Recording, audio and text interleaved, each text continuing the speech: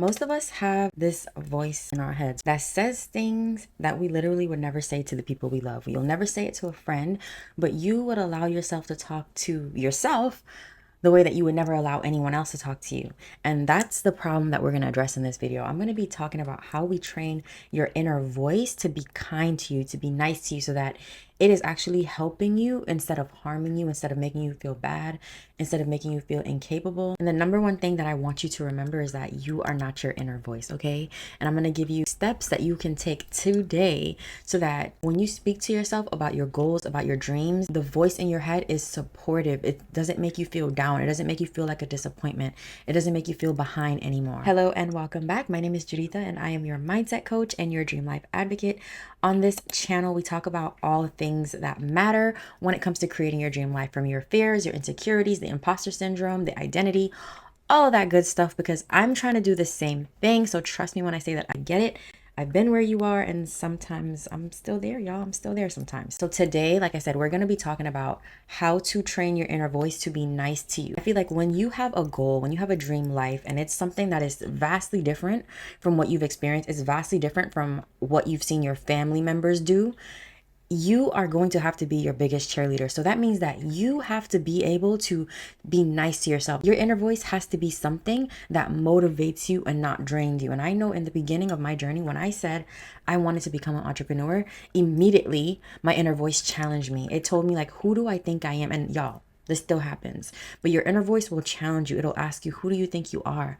Why do you think you're capable of this? How are you actually going to get this done? And I dealt with that a lot in the beginning, okay? A lot. And it's normal. It's a part of the process. It's like when you're trying to change and you're trying to do something new, your brain is like, what the hell? Step one to train your inner voice is don't identify with it, observe it. This is something that took me a while to learn and to actually like be able to apply to myself, and this is the easiest way that I have been able to apply it lately.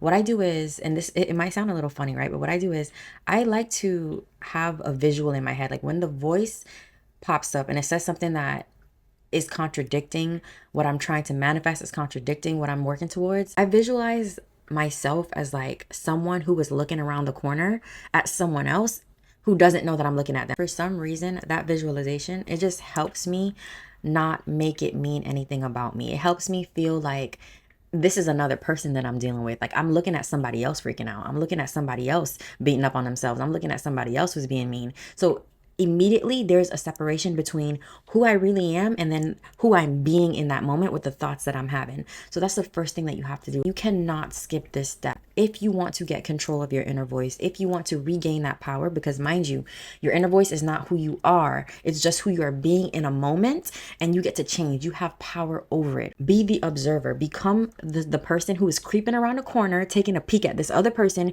who is thinking thoughts that you have no idea why they're thinking them, and get really curious about it. Like, okay, I see what's happening here. Like, I see you, I hear you. And for me, the only way this works for me is I have to have multiple conversations in my own head. I separate myself so much that I kind of address these other parts of myself as if they're someone else. So it does sound crazy, but I will literally have conversations where I'm like, okay, I see what you're thinking and I understand that you're thinking this, but why? Like, why? I don't just accept any thought that I think unless it is a thought that encourages me, unless it is a thought that makes me feel good. I don't just accept it. I observe it and I pretend like it's not even coming from me. I pretend like it's coming from from someone else, right? Because then when I feel like it's coming from someone else, I don't absorb it. I'm able to look at it and question it and not make it mean anything about me. So again, the first thing is become the observer. Now, step two, once you have mastered the awareness of it, challenge the mean voice and talk back to it, okay? So for this is the part where you actually get curious. This is the part where you question, like, is this really true? Like, is this actually true about me? Is this really who I am? Like, are these thoughts really a reality that I need to prepare for? Because again, our brain likes to blow things out of proportion. Like our imagination likes to run wild unless we contain it. So question the thought, whatever it is. If it's, I can't succeed, get curious. Like, why wouldn't I be able to? There's proof that there's people who have succeeded, who have come from way worse places that I've come from, who have experienced way worse things that I've experienced, and they were able to make it. So why wouldn't I be able to make it? Because 9 times out of 10, your inner voice, the thought that is coming up, it's not rational. But let's say the thought that comes up is true, right? And just for an example, let's say the thought is I'm fat, and that thought makes you feel bad. And it feels true because maybe you haven't been taking care of your body in the best way, in the way that you know that you could. So if you come up against a thought, right, this is what you're going to do. You're still going to get curious about it, but you're going to just make sure that you ask your brain the right question. So maybe maybe you can't ask yourself, well, is this true? Because maybe it is true. Like I said, maybe you're not taking care of yourself. So the better question would be, well, am I doing anything about this? Am I willing to do anything about this? Am I happy with how I look? Is there anything that I want to change? Like, ask yourself the right questions so that your brain can give you the right answers. But it does not serve you to sit in it and keep repeating over and over that I'm fat, or I'm not good enough, I'm not worthy. Those thoughts don't serve you. So you need to ask yourself the right question. Get curious. Challenge the mean voice. Whenever it comes up, whenever it says no one is going to listen to you, why would that be true? I don't know that. Let me post the content and see. When it says you're not going to make it, well, I don't know that. Let me try and let me see. Question and challenge the voice. Get curious about it, because then you're able to see that it's not coming from logic, it's coming from fear. It's not coming from faith, it's coming from scarcity or lack or limitation. None of the things that you can take with you as you're creating your dream life. So question the thought, ask the right questions. Step 3 is to give yourself grace and have compassion. Whatever it is that is coming up, know that it probably came from either something that you've been told by other people. Like sometimes when you talk very mean to yourself, it's because that's how other people have talked to you in the past. Maybe your parents, right? Maybe your friends, maybe you're bullied, maybe the people around you, that's how they talk to themselves. Either way, you need to give yourself compassion and know that this is just a learned behavior. So quite literally tell yourself that when the mean thoughts come up, and if you start to feel yourself getting frustrated because maybe you can't be the observer instead of the absorber, maybe it's hard for you to get curious. So have compassion, give yourself grace. Say, you know what? I understand that these negative thoughts are coming up. It doesn't mean anything about me. I am a human. I'm going to have a human experience, and sometimes I'm going to have human emotions that don't feel good. So this isn't who I am in this moment. I feel you. Like, this is how you have to talk to yourself. Like, girl, I feel you. I feel that this does not feel good. I feel that it feels true in this moment, but give yourself grace. Step 5 is to build a belief bridge. Okay, what is a belief bridge? It is going to be the statement that you make up that is literally in between where you currently are and where you wish to be. A good example of this is this. Let's say right now you feel a lot of lack, right? And a lot of your thoughts is I'm broke, money is hard to make, I can't do this, I'm not worthy. Let's say it's like just a whole bunch of lack thoughts. It's probably going to be hard for you to believe that you can be a millionaire. And even if you repeat, I'm a millionaire every day, it might be hard. I'm pretty sure it will be hard. It will be hard to accept on a subconscious level that you are a millionaire because you've never been one, right? When you look at your bank account, it contradicts that statement, I'm a millionaire. So it is perfectly normal if that is hard for you to believe. That's why affirmations don't usually work. They don't work when you actually don't feel them in your bones to be true. So when you build a belief bridge, you actually choose thoughts and beliefs in between, like I said, where you are and where you want to be. So instead of I'm a millionaire, maybe you will choose something like I'm capable of figuring out how to make more money, or I am capable of learning a new skill. I am capable of finding a new job. I am capable of eventually manifesting all the abundance that I want. It's like you just need to be able to open up your brain to the possibility that you can eventually get to the point where you are a millionaire. And then you do this with all of your goals, or you do this with anything that your inner voice is starting to doubt. We can use the example again of I'm fat. Let's say it's hard for you to believe I'm beautiful because you've been talking down on yourself for so long, and it's just an automatic response for you to make yourself feel bad. So if it's hard for you to automatically look in the mirror and believe I'm beautiful when you say it, you need to build a belief bridge. So maybe that would look like I am good enough. I can work on this. Whatever I don't like, I can change.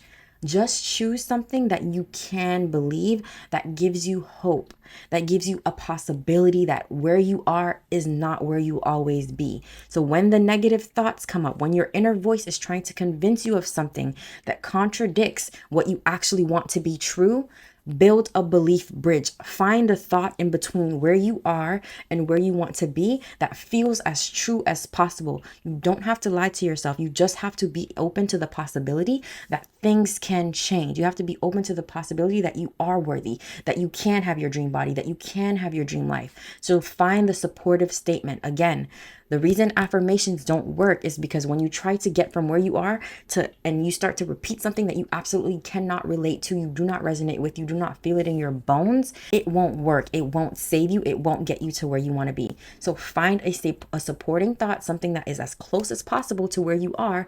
And then once you start to believe that thought, once you start to believe in the possibility that you can do it, then you choose another belief, and then another one, and then another one, until you get to the point where you do believe, I'm a millionaire. I can be a millionaire. That is how you build a belief bridge. And it's the most effective way to change the way that you speak to yourself. And it's the most effective way to get your affirmations to work every single time. The last step is going to be repeat, repeat, repeat. Okay. Consistency is king. With anything that you do, consistency is king. And here's the thing.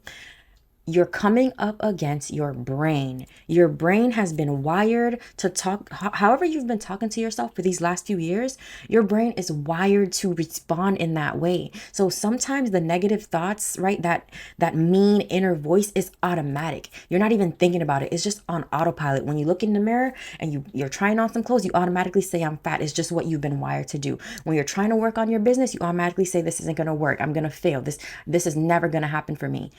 It becomes automatic when you think it over and over. But the same way that those negative thoughts became automatic is the same way that the positive ones can become automatic. It just requires consistency on your part, which means that every time the negative thought comes up, the negative statement, whatever comes about, you have to do these steps. Replace it, give yourself compassion, build a belief bridge, repeat, repeat, repeat.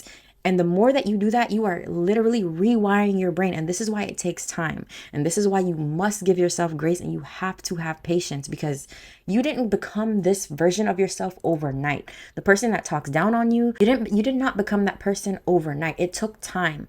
And your brain is quite literally wired. Again, like I said, it's wired to think that way. So as you are physically changing the way that the neurons in your brain are firing, you have to have patience, and you have to be willing to repeat the process as many times as it takes. And trust me when I say it might sound like a lot of work, but it is worth it, okay? Because now today, anything that my inner voice says that contradicts who I am, who I know myself to be, oh, I come to my defenses like that. Like, I don't play about me, okay? I don't play about me. I don't care if it is me talking down to me. I don't play about me. Do take that time. It doesn't matter how long it takes.